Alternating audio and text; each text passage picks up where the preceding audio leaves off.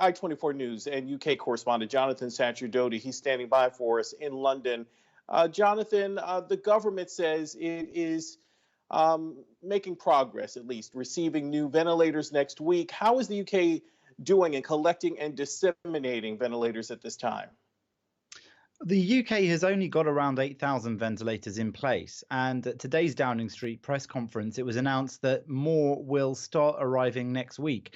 There are 8,000 due to arrive as the National Health Service is working hard to increase its capacity.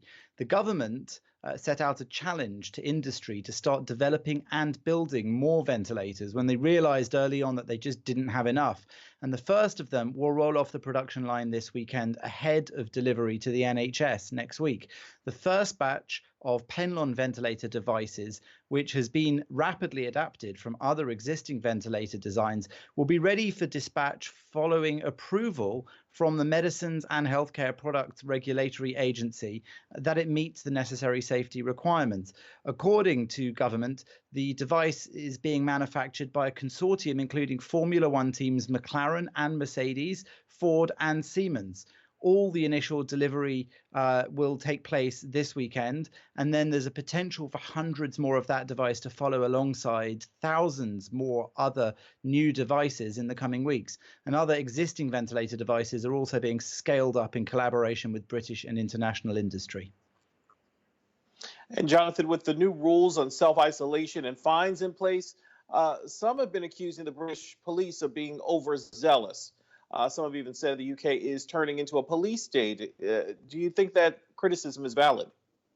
Well, the former Supreme Court Justice, Lord Sumption, certainly does. He suggested that some police forces have behaved like an army of occupation, he said, without any mandate to do so. In their efforts to police people, they felt may be breaking the new strict regulations which require everyone to stay at home as much as possible. The rules say that people can go out for exercise once a day, either alone or with members of their household, but that meeting up with others from outside their household should be avoided. So some police forces have come under criticism for their efforts to check up on why people are out and about. Derbyshire Police has specifically been criticised for using drones to film people they felt shouldn't have been travelling to remote areas to enjoy walks, even though those people were apparently keeping their distance from others.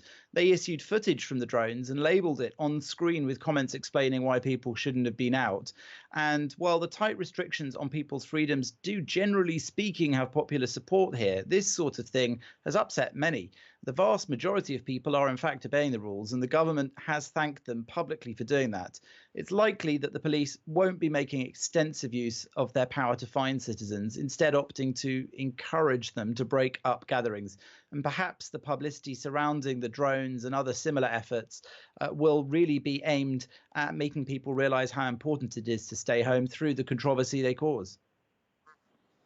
And Jonathan, now that the Prime Minister is in isolation with COVID-19, how's he doing, and is he adapting to working remotely like the rest of us? Well, Boris Johnson went into isolation in Downing Street because he had mild symptoms of COVID-19. But he remains in charge of the national effort to fight the virus and indeed of the country. So he's been doing all his meetings remotely, either by phone or video call. The Prime Minister routinely has regular meetings with the Queen, which are now taking place by phone. And we also learned that the first ever cabinet meeting to take place entirely by video conference has now happened. We saw that picture released. Usually the cabinet sit round one large table, but because of social distancing rules, even without the Prime Minister on quarantine, that would no longer be possible. So, like the rest of us, cabinet ministers and their advisors are now working from home as much as possible and are relying on modern video conferencing to keep in contact, just like all of us. Yeah, it's a new world for sure. Finally, there's some suggestion that the British government's coronavirus figures have been underreporting the real numbers. What can you tell us about that? Well, the figures have been alarming. Today's jump is by far the biggest day-on-day rise in numbers of deaths since the outbreak began, rising by 27%. And speaking today, Michael Gove said the rise in deaths was deeply shocking, disturbing and moving. But the true number of deaths across the UK from coronavirus is actually higher than previously reported. Figures released by the Office for National Statistics showed that 210 deaths involving COVID-19 had occurred in England and Wales by the 20th of March.